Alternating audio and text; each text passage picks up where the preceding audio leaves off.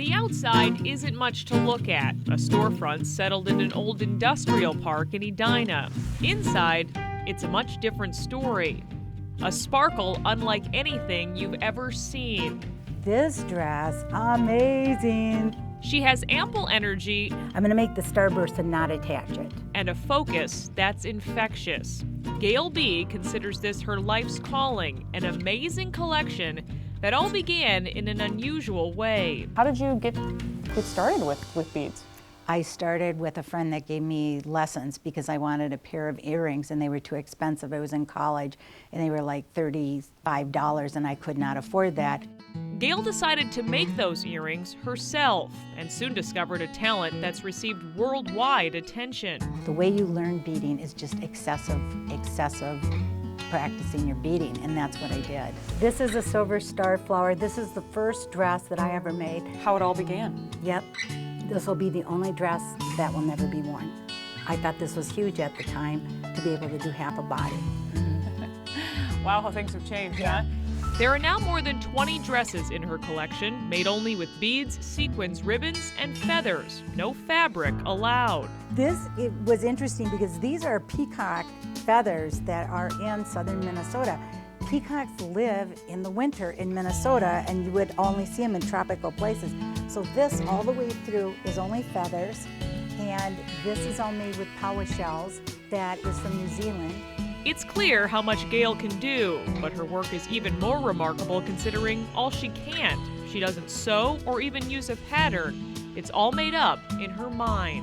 How does something like this even start? You don't have a pattern, so you're just, I like this bead, I want to translate this somehow. I start by doing usually panels, and I make up the weave as I go.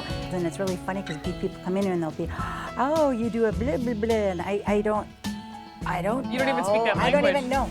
I believe the reason for that is it shows a true gift. I mean, that this is a God-given gift or higher power-given gift, but it's something that's not of me and that's been given to me.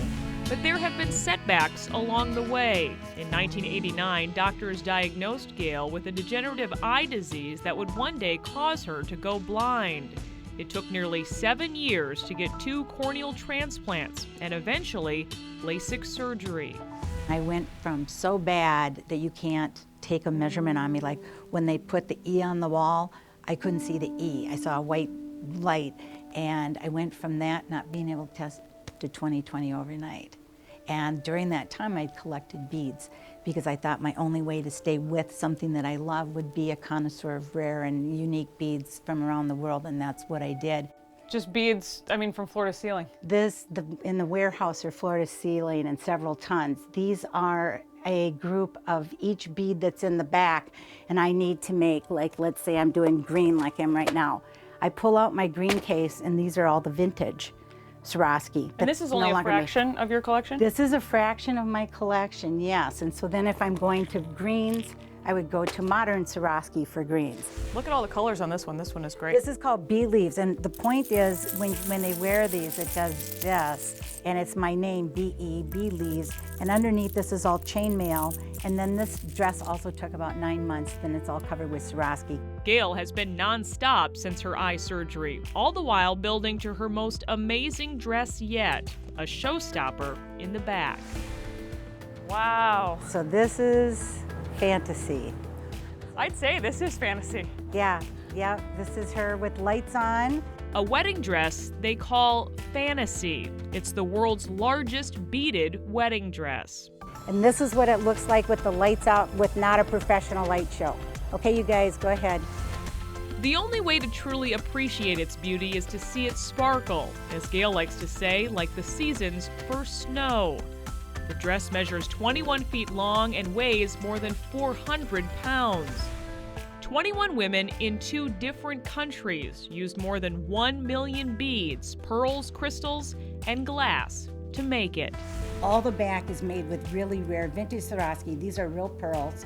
The entire dress is made out of glass and crystal. About 2006, I had pulled out a dress that I had made, and I thought one day I'll make a dress to fit this, was on the floor. And in my head, I thought, you will never get a dress long enough to go on the floor, Gail. And now it is about 1/20th of the hem of that dress.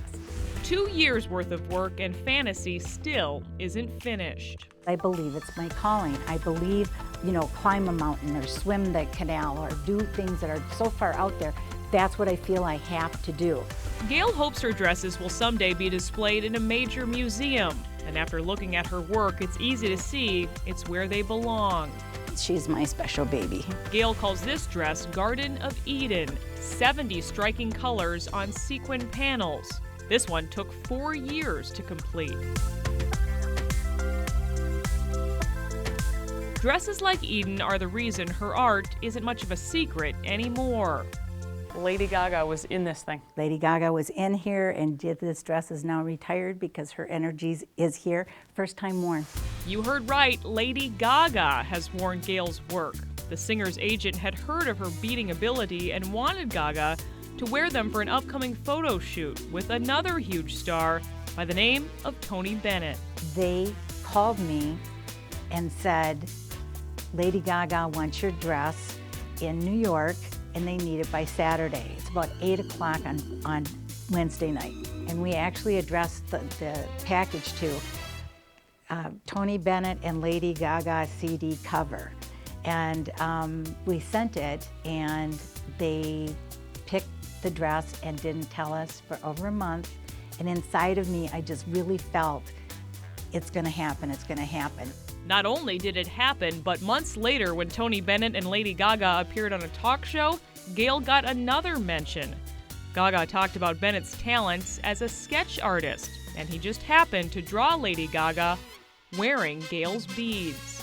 This is a really special piece of your collection, isn't it? Now, especially, Gail is hoping more of Hollywood will soon learn what she can do with her team. we're kind of burlesque, but we're not X-rated, and that's what we try to do since the entertainment industry is our goal, movies are our goal, and so we try to make it so that there's a little bit of modesty in the right places.